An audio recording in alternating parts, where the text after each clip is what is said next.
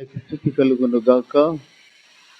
ఉదయకాలపు ఆరాధనలో చక్కని పాటలు పాడి మంచి ప్రార్థన చేసిన సోదరీమణులకు వందనాలు చెల్లిస్తూ ఉన్నాం.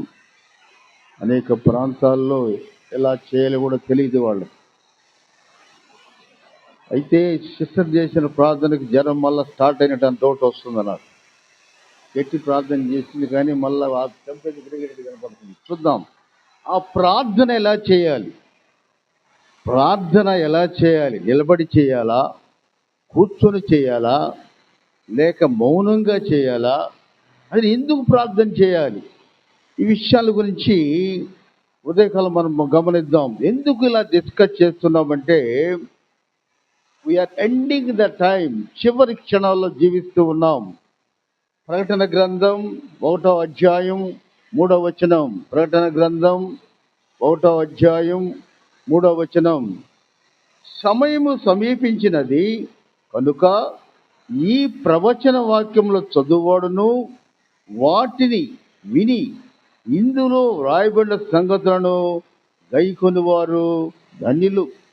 ఎందుకు ఇలా రాస్తున్నాం తెలుసా? యేసు ప్రభువుకి 12 మంది శిష్యులు ఉన్నారు. అందులో ఒక శిష్యుడు తప్పిపోయాడు. 10 మంది శిష్యులు కూడా హతసాక్షులయ్యారు. ఒక్కళ్ళు మాత్రమే సహజ మరణాన్ని పొందినట్లుగా మనం గమనించాలి. భక్తుడైన యోహాను డొమసిన్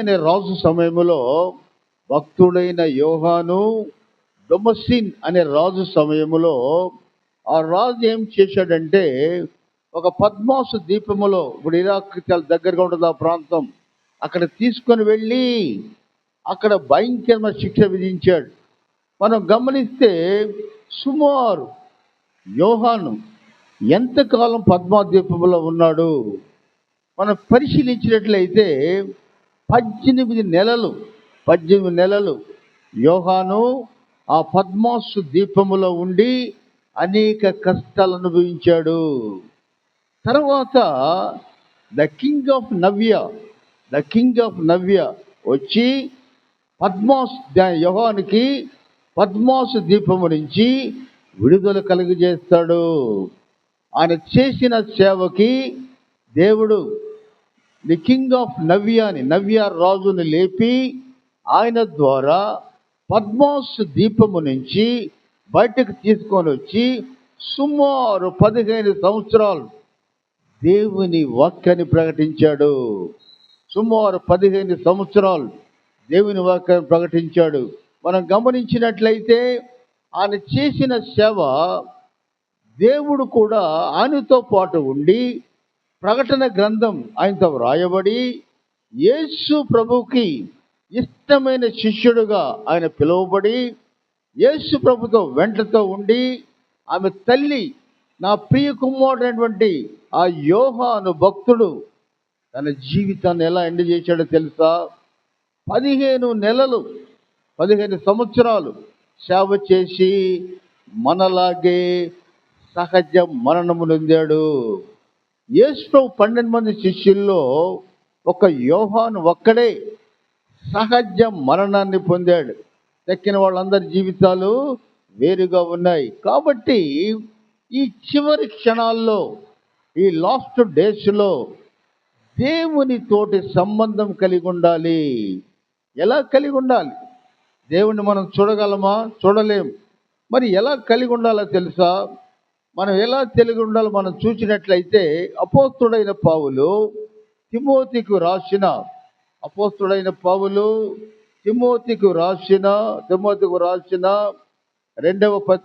మొదటి పత్రిక 2వ అధ్యాయం 1 వచనాలు చూద్దాం. అపోస్తుడైన పౌలు తిమోతికి రాసిన మొదటి పత్రిక 2వ అధ్యాయం 2 వచనాలు.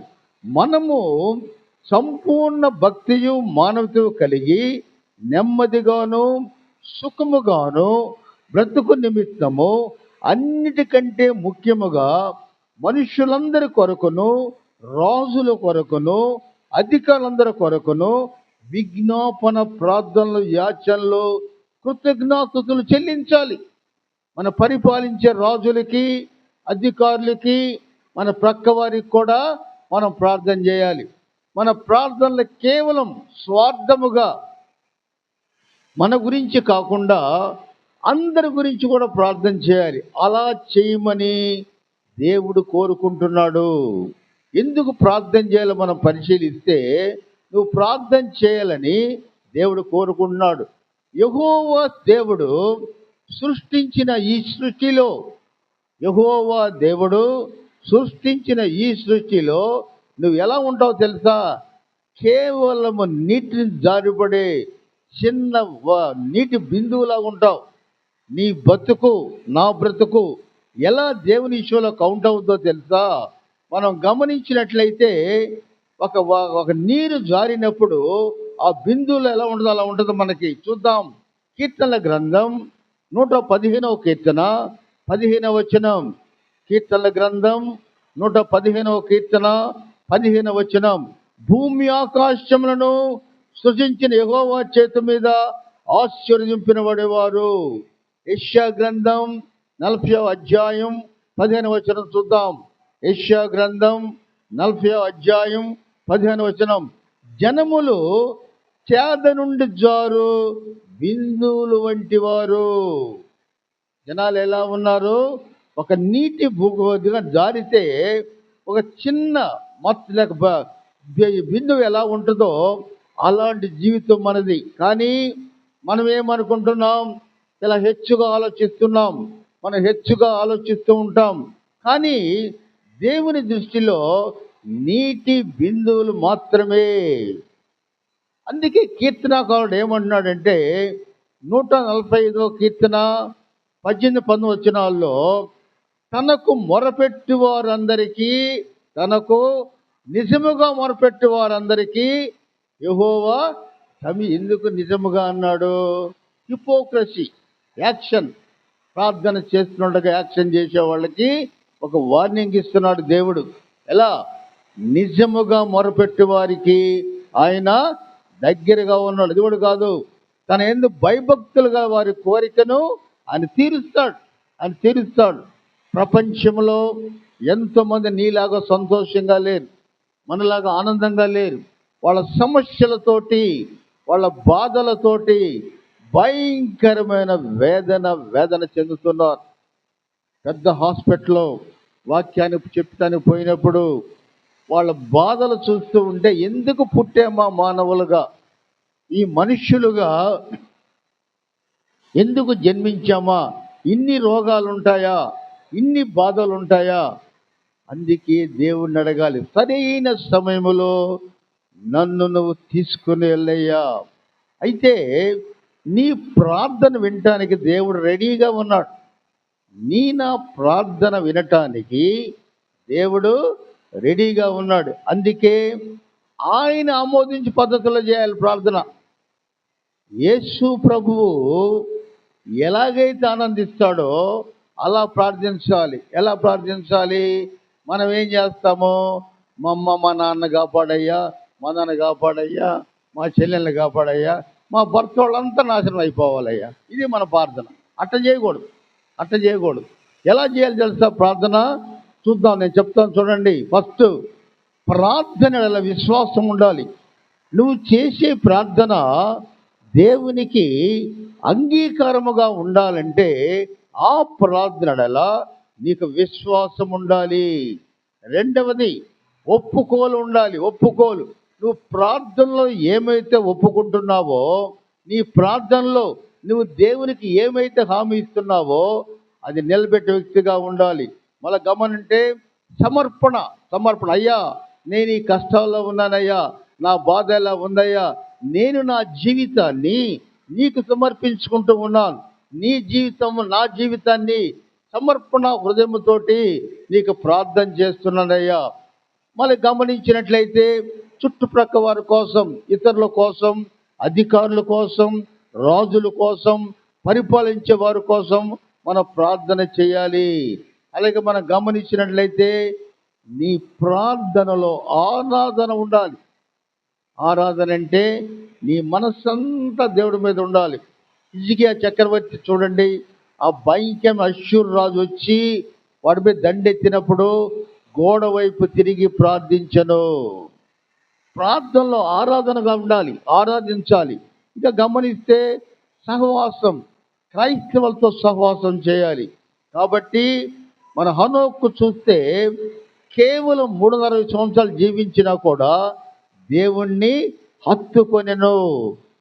నా ప్రార్థన ఎలా ఉండాలంటే దేవుణ్ణి హత్తుకోవాలి. ఇది కూడా కాకుండా కీర్తనల గ్రంథం 116వ కీర్తన 12-14 వచనాల్లో, కీర్తనల గ్రంథం 116వ కీర్తన 12-14 వచనాలు, యెహోవా నాకు చేసిన పనిలో నేను ఆయనకి ఏమి చెల్లించును? దేవుడు నాకు ఇంత మంచి ఆరోగ్యం ఇచ్చాడు, దేవుడు మంచి పొజిషన్ నాకు ఇచ్చాడు, నేనేం చేస్తాను అనేటువంటి సహవాసం కూడా నీకు ఉండాలి. చూద్దాం, అపోస్తుడైన పౌలు రోమీయులకు రాసిన పత్రిక 8వ అధ్యాయం 26వ వచనం. అపోస్తుడైన పౌలు రోమీయులకు రాసిన పత్రిక 8వ అధ్యాయం 26వ వచనం, ఆత్మతో సత్యముతో దేవుణ్ణి ప్రార్థించాలి. తర్వాత ఏం చేయాలి? కనిపెట్టి ఉండాలి. ప్రార్థన చేసి, అయ్యా నాకు జ్వరం తగ్గించయ్యా, లేక నాకు మేలు చేయయ్యా అని వెంటనే దేవుడు చేయడు. నువ్వు కనిపెట్టి ఉండాలి. ఆయన మేలు కొరకు నువ్వు కనిపెట్టి ఉండాలి. సమాధానం కోసం వేచి చూడాలి. వెంటనే కళ్ళు తెరవకూడదు. వెంటనే ఏం చేయాలి? కళ్ళు తెరవకూడదు. అటువంటి నిబంధన ప్రార్థన అలా చేయండి. ఈ 10 సూత్రాలు పాటిస్తే దేవుడు ఎందుకు మేలు చేయడో మనం గమనించినట్లయితే తప్పక మేలు చేస్తాడు. ఎందుకు ప్రార్థించాలి? ప్రశ్న వేసుకుందాం. ఎందుకు ప్రార్థించాలి? దేవుడు ప్రార్థించమని అడుగుతున్నాడు. పాత రోజుల్లో దేవదూతల ద్వారా, ప్రవక్తల ద్వారా ఆయన కనిపించేవాడు. ఇప్పుడు బైబిలు వాక్యము ద్వారా ఏమన్నా, లేఖనములో నన్ను గురించి సాక్ష్యమిచ్చుచున్నవి. లేఖనములు నన్ను గురించి సాక్ష్యమిస్తున్నాయి. ఆ లేఖనాల్ని మనం చదవాలి.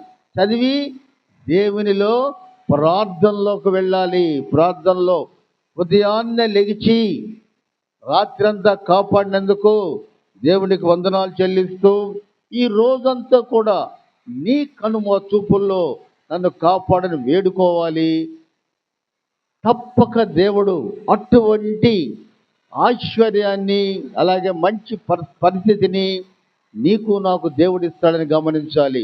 ఈ ఉదయకాలమున ఎందుకు ప్రార్థించాలి? మనం చూద్దాం ఎందుకు ప్రార్థించాలో. అపోస్తుడైన పౌలు ఫిలిప్పీయులకు రాసిన పత్రిక 4వ అధ్యాయం 6-7 వచనాలు. అపోస్తుడైన పౌలు ఫిలిప్పీయులకు రాసిన పత్రిక 4వ అధ్యాయం 6-7 వచనాలు చదువుకుందాం. మా అద్దాలు పెట్టావు కనపడుతుందమ్మా? అద్దాలు పెట్టావు కనపడుతున్నా వాక్యం. ఫిలిప్పీయుల పత్రిక చెప్పాక యాక్షన్ చెప్పా కనపడుతుంది నాకు. పేజీల నంబర్ కూడా గుర్తే నాకు. ఇచ్చిచ్చేటంటే నాకు తెలియదు అనుకున్నా. ఇది చూడు, అపోస్తుడైన పౌలు ఫిలిప్పీయులకు రాసిన పత్రిక 4వ అధ్యాయం 6-7 వచనాలు చూద్దాం. దేనిని గూర్చియో చింతపడకూడదు, కానీ ప్రతి విషయములోనూ ప్రార్థన విజ్ఞాపముల చేత కృతజ్ఞతా పూర్వకముగా మీ విన్నపములు దేవునికి తెలియచేయడి. అప్పుడు సమస్త జ్ఞానం మించిన దేవుని సమాధానం మన హృదయములకును కావలి ఉండును.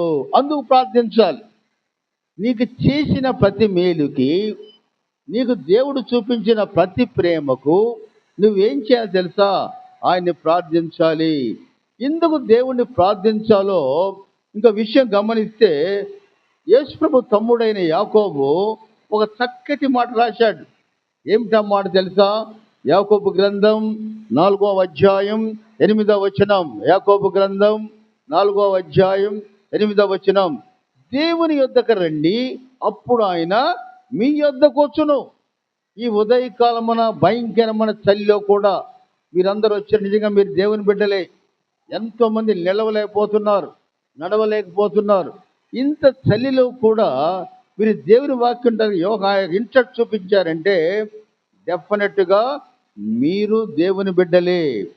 క్రమముగా ప్రార్థించాలి. క్రమముగా ఈరోజు అడిగింది రేపు అడగకూడదు. ఈరోజు అడిగింది రేపు క్రమం ఒక ఒక ఒక ఒక వరుసలో ప్రార్థించాలి.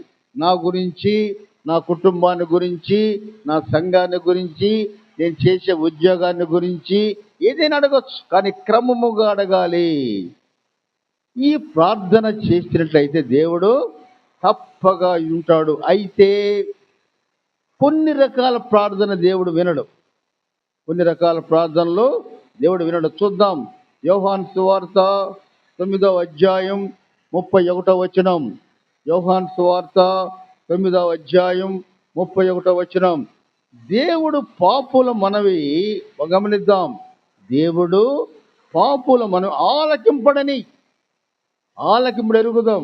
అయితే ఎవడైనను దేవభక్తుడై ఉండి ఆయన చిత్తము చొప్పున జరిగించేలా ఆయన మనవాడు ఆలకించును. అది ఈ ప్రార్థనలో టెక్నిక్ ఏమిటంటే, ఆయన కోరిన విధముగా ఆయనకి ఇష్టముగా జీవించిన తర్వాత మాత్రమే ఆయన వింటాడు. లేకపోతే ఏమంటాడో తెలుసా?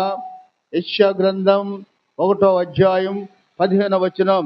మీరు బహుగా ప్రార్థన చేసినను నేను వినను. ఎందుకో తెలుసా? మీ చేతులు రక్తముతో నిండి ఉన్నవి. అటువంటి పాపిష్టి ప్రార్థన దేవుడు అంగీకరించడు. కాబట్టి ఈ ఉదయకాలమున ప్రార్థనలు ఎలా చేయాలంటే, మనం చెప్పిన 10 విషయాల ద్వారా విజ్ఞాపన, ఒప్పుకోలు చేయాలి. అయ్యా, నేను ఈ తప్పు చేశానయ్యా, నీ సేవ చేస్తానయ్యా, నాకు ఈ పని చేయయ్యా, నా ఆరోగ్యాన్ని కాపాడయ్యా అని ఒప్పుకోలు దగ్గర ఉండాలి. సమర్పణతో ఉండాలి. క్రమముగా ఆరాధించాలి.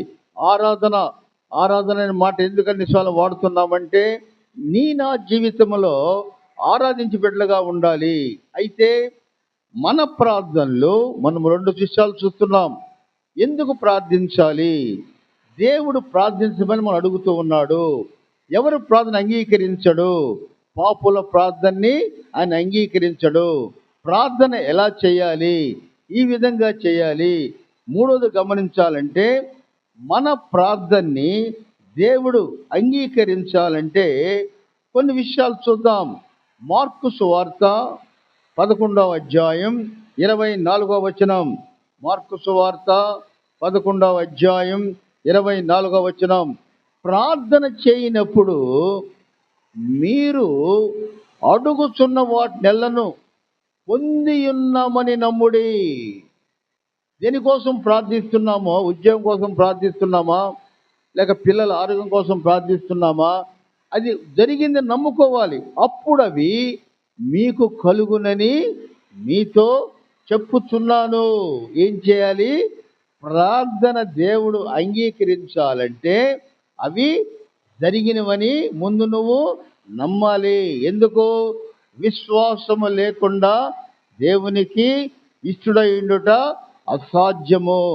రెండవ పాయింట్, ప్రార్థనలో నిష్కపటముగా ఉండాలి, వినయముగా ఉండాలి.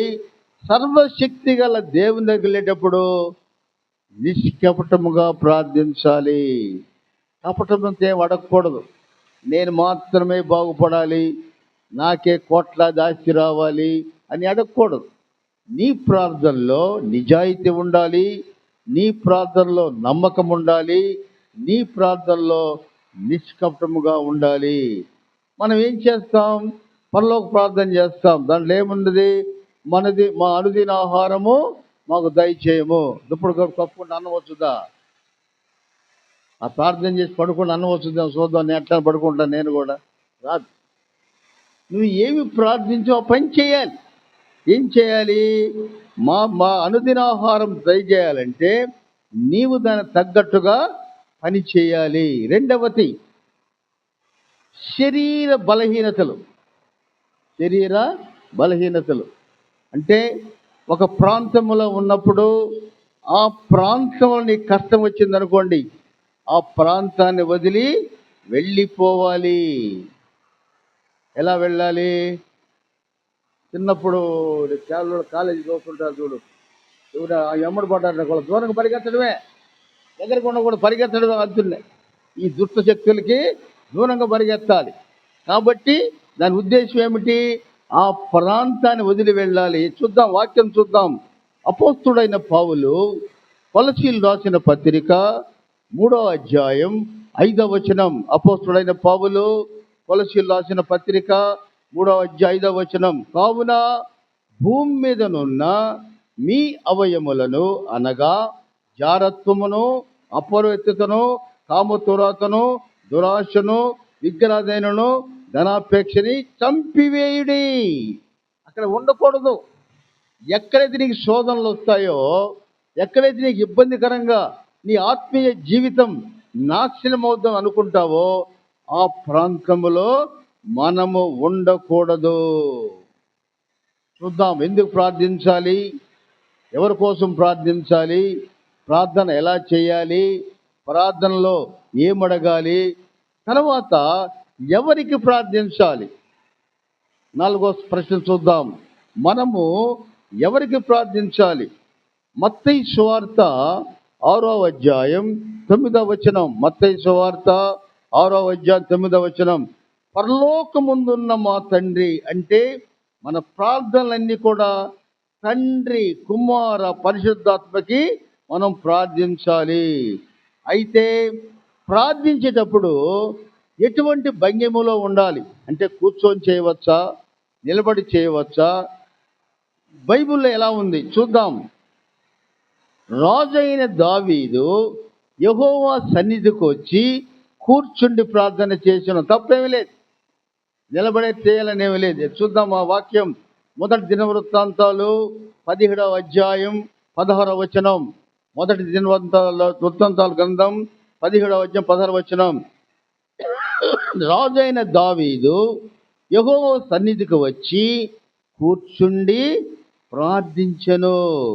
నెహెమ్యా ఏం చేశాడో తెలుసా? నెహెమ్యా గ్రంథం 8వ అధ్యాయం 6వ వచనం. చేతులెత్తి ఆమేననెను. తప్పేవి లేదు. బైబిల్ మాటలు ఇవి, మనం కాదు, మన సొంత మాటలు కావు. కూర్చుండి కూడా ప్రార్థన చేయొచ్చు, చేతులెత్తి కూడా ప్రార్థన చేయొచ్చు. దానియేలు ప్రార్థనా వీరుడు. దానియేలు ఏం చేసి తెలుసా? మోకాళ్ళు ఊని ప్రార్థన చేసెను. చూద్దాం, దానియేలు గ్రంథం 6వ అధ్యాయం 10వ వచనం. దానియేలు గ్రంథం 6వ అధ్యాయం 10వ వచనం. ముమ్మారు మోకాళ్ళుని దానియేలు ప్రార్థన. ఇది చాలా మంచి ప్రార్థన. ఒక వయసులో ఉన్న వాళ్ళు ఆ ప్రార్థన చేస్తే తప్పేమీ లేదు. మేము చేయలేము, ముసలోళ్ళని చేయలేము. మేము వయసులో ఉన్నవాళ్ళు ఆ ప్రార్థన కానీ చేస్తే దేవుడు అంగీకరిస్తాడు. కొంతమంది అంటారు, ఎలా అంటారు తెలుసా? మార్కు సువార్త 11వ అధ్యాయం 25వ వచనం. మార్కు సువార్త 11వ అధ్యాయం 25వ వచనం. నిలువబడి ప్రార్థన చేయనప్పుడల్లా వానిని క్షమించుము. నిలబడి కూడా ప్రార్థన చేయొచ్చు. అన్ని భంగిమలు చూస్తున్నాం మనం. నిలబడి కూడా ప్రార్థన చేయొచ్చు. అలాగే మౌనముగా అన్న ఏం చేసింది? కొడుకు పుట్టాలని మౌనంగా ప్రార్థన చేసింది. మనం చూస్తే నెహెమ్యా 2వ అధ్యాయం 16వ వచనం చూస్తే మౌనముగా ప్రార్థన చేసినా కూడా దేవుడు వింటాడు. ఈ కండిషన్ ఏమైనా ఉందా? ఈ ప్రార్థనలో దేనికోసం చేసిన కండిషన్ ఏమైనా ఉందా? ఏమి కండిషన్ లేదు. మనం దేనికోసమైనా ప్రార్థన చేయవచ్చు. మనం గమనించినట్లయితే యోహాను సువార్త 15వ అధ్యాయం 7వ వచనం. యోహాను సువార్త 15వ అధ్యాయం 7వ వచనం. నా యందు మీరును మీ యందు నా మాట నిలిచిండుడి ఎడల మీకు ఏది ఇష్టమో అది అడుగుడి. అది మీకు అంటే మనకి ఇష్టం పలావుని అడగబాకండి. మనకు అలవాటు కదా, తింటాం వరకు పెడితే వరకు తింటాం అలవాటు కదా, అవి అడగబాకండి. అది కాదు ఇష్టం. బతకడానికి పనికి వచ్చేది అడగండి. పలావు ఇస్తారా, పట్టు చీర ఇస్తారా, ఇవి అడగబాకండి. దేవుడు ఈడు ఎట్లా నువ్వు వండుకుంటే ఇస్తాడు దేవుడు. పైన దిగి దూకడు కదా. కాబట్టి నీకు ఏది ఇష్టం అడుగుప్పుడు దేవుడు ఖచ్చితంగా నీకు ఇస్తాడు.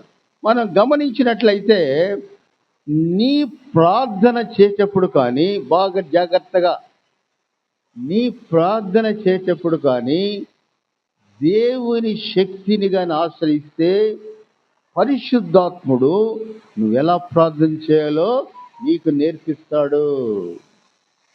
పరిశుద్ధాత్మ దేవుడు నువ్వెలా ప్రార్థించాలో కూడా దేవుడు నీకు నేర్పిస్తాడు. అందుకే లూకా సువార్త 11వ అధ్యాయం 13వ వచనం కూడా చూద్దాం. లూకా సువార్త 11వ అధ్యాయం 13వ వచనంలో, పరలోకమందున్న మీ తండ్రి తను అడుగు వారికి పరిశుద్ధాత్మను ఎంతో నిశ్చయముగా అనుగ్రహించును. నీలో లోపాలు ఉంటాయి, నాలో లోపాలు ఉంటాయి. కానీ ఈ ప్రార్థనలు సక్సెస్ కావాలంటే, సరైన ప్రార్థన నడిపింపు కావాలంటే పరిశుద్ధాత్మ దేవుణ్ణి మనం అడగాలి. నీ ప్రార్థనలో మొట్టమొదటి స్థానం ఎవరికి ఇవ్వాలి? యేసు ప్రభుకి ఇవ్వాలి. ఇది మనం చూస్తున్నాం మత్తయి సువార్త 6:33లో ఆయన రాజ్యాన్ని వెతికినట్లయితే అవన్నీ ఇస్తాడు. మనం చాలాసార్లు విన్నాం ఆ మాట. క్రిస్టియన్ ఏటీఎం అది. అలాగే నువ్వు ప్రార్థించే సమయంలో మొట్టమొదటి మాట యేసు ప్రభు అనే మాట రావాలి. ఆయన విజ్ఞాపన చేయాలి. ఆయనతో మాత్రమే ప్రథమ స్థానం ఇస్తూ మనం ఏం చేయాలి తెలుసా? అతి ముఖ్యమైన స్థానం, అయ్యా నువ్వు చెప్పినవన్నీ అంగీకరిస్తున్నానయ్యా, నీ రక్తములనే కడగబడతానయ్యా, నీ పరిశుద్ధాత్మలో నన్ను కూడా నడిపించయ్యా. దేవుణ్ణి మాత్రమే, పరిశుద్ధాత్మ దేవుణ్ణి మాత్రమే ప్రథమ స్థానం ఇవ్వాలి. ఇంకో ప్రశ్న వేసుకుందాం. ఎంతసేపు ప్రార్థించాలి? ఎంతసేపు ప్రార్థించాలి? దీనికి పరిమితులు లేవు, జ్ఞానం ఉండాలి. ఒకసారి నేను అద్దంకి జానవిస్ ఇంట్లో భోజనానికి వెళ్ళినప్పుడు ఆయన చనిపోయాడు. పాపం పెద్ద ఆయన లేడు, ఆయన చనిపోయాడు. మంచి కూర పెట్టాడు, అన్నం పెట్టాడు, 30 గంట చేశాడు. ఆయనకి ఇచ్చేసి ప్లేట్ వెళ్ళి వస్తున్నాం స్వామి చల్లబడిపోయింది, లేచి వచ్చేవాడు. నువ్వు తిన్న ఆయన, మేము తినలేము, అయిపోయింది మా పని అని లేచి వచ్చావు. 30 గంట ప్రార్థన చేసేది. అది అయ్యా కూర బాగుందా, కారం బాగుపడింది, అయ్యా ఉప్పు బాగుపడి, ఎవడు ఏమాడు ఈ ప్రార్థనలన్నీ 30 గంట చేశాడు. మేమేం చేసామో లేచి వెళ్ళి టిఫిన్ చేసాం. అటువంటి ప్రార్థనగా సమయోచితమైన ప్రార్థన. బాగా ఆకలి అవుతుంది, మనకందరికి ఆకలి అవుతుంది. ఒక 2 నిమిషాలు, దేవా ఈ అన్నం ఇచ్చిన వందనాలు చెల్లిస్తున్నాను తండ్రి, అలాగే అయ్యా ఇలా చేయని ప్రార్థన చేయాలి. 30 గంట చేసి వాడు కూర్చుంటాడా? ఆ టిఫిన్కి కూడా అంతే. టిఫిన్ కూడా అమ్మగారు దోశలు వేస్తుంటే అయ్యగారు ప్రార్థన చేస్తూ ఉంటాడు. లేకపోతే అయ్యగారు దోశ వేస్తే అమ్మగారు ఈ మధ్య అమ్మగారులు ఇట్లా అయ్యగారులు చేస్తున్నారు దోశలు. వేస్తూ ఉంటే అమ్మగారు, అయ్యా మా భర్తను కాపాడు, ఎందుకంటే దోశలు వేస్తుంది వాడు కదా, నేను కాదు కదా, ఆయన కాపాడయ్యా. ఈ ప్రార్థనలతో పరిశుద్ధాత్మ దేవుడు మనకి ఏం చెప్తాడో ఆ ప్రార్థన మనం తప్పక చెయ్యాలి. ఇంకో మాట చెప్పమంటాం, భయంకరమైన మాట. ఎలా ఉంటుంది తెలుసు? ఆర్భాటముగా అయ్యా అయ్యా అయ్యా, ఏమి లేదు ఆడ, ఏముండదు ఆడ. నువ్వు చిన్నగా చేసినా పెద్దగా చేసినా దేవుడు నా మాటల్ని అంగీకరిస్తాడు. కొంతమంది ఉంటారు, లూకా సువార్త 20వ అధ్యాయం 46-47 వచనాలు. లూకా సువార్త 20వ అధ్యాయం 47 వచనంలో, ఇతరులకు కనబడేలా ఆర్భాటముగా గొప్పతనం కోసం భయంకరంగా, అయ్యా ఎన్ని వాక్యాలు చెప్పానయ్యా, ఎంత తిరిగి వచ్చానయ్యా, ఎందుకు ఇవన్నీ, మాకెందుకు ఇవన్నీ, తిరిగితే నువ్వు తిరుగు. కానీ ప్రార్థనలో మాత్రం you are having direct connection with the God. మనం గమనిద్దాం, ప్రార్థనలో you have direct access to the God. దేవునితోటి నేరుగల సంబంధంలో ఉన్నాం మనం. జాగ్రత్త, ఏ మాట కూడా తొట్టిల్లకూడదు, ఏ మాట కూడా నిస్వార్థముగా ఉండకూడదు, ఏ మాట కూడా అన్యాయముగా ఉండకూడదు. అటువంటి ప్రార్థన దేవుడు జరగాలి. తర్వాత ప్రార్థించినప్పుడు ఆమెన్ అని ఎందుకంటాం? ప్రార్థించినప్పుడు ఆమెన్ ఎందుకంటామంటే, నేను చేసినవన్నీ జరగాలి, నేను చేసినవన్నీ జరగాలి. అలాగే ఎవరైనా ప్రార్థన చేశారనుకోండి, ఆమెన్ అన్నాం అనుకోండి, వాళ్ళతోటి మన భావాలను కూడా వ్యక్తీకరిస్తాం, వాళ్ళ ప్రార్థనని మనం అంగీకరిస్తాం. మన ఆమెన్ అంటే మన ప్రార్థన. ఎవరైనా ప్రార్థన కానీ చేస్తే మనం ఏం చేయాలి? ఆమెన్ అనాలి. అయితే ఇన్ని రకాలు చూసాము.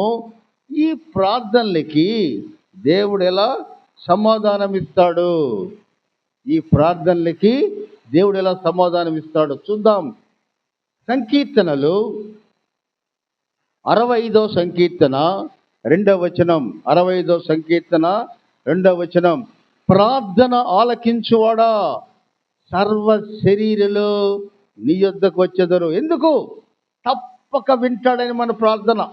సర్వ శరీరులు, ప్రతి ఒక్కళ్ళు కూడా నీ దగ్గరకు వచ్చి ప్రార్థిస్తారు. కాబట్టి కొన్నిసార్లు దేవుడు ఎలా జవాబిస్తాడో తెలుసా? అబ్రహాముకి దేవదూత ద్వారా, జకరీకి దేవదూత ద్వారా, కొంతమంది ప్రవక్త యెషయాబాతును పంపించి హిజ్కియా ద్వారా, మనకైతే బైబిల్ వాక్యాల ద్వారా ప్రార్థనని అంగీకరిస్తాడు. అందుకే బైబిల్ని ఏమంటారంటే living creature. Bible is a living creature, జీవ గ్రంథం. జీవ గ్రంథం. ఆ గ్రంథంలో ఉన్న ప్రతి మాట కూడా మనకి సహాయం చేస్తుంది. కొన్నిసార్లు సేవకులు కొన్ని విషయాలు తెలియజేస్తాడు. కొన్ని విషయాలు తెలియజేసినప్పుడు అలా ఎలా జరుగుద్దంటే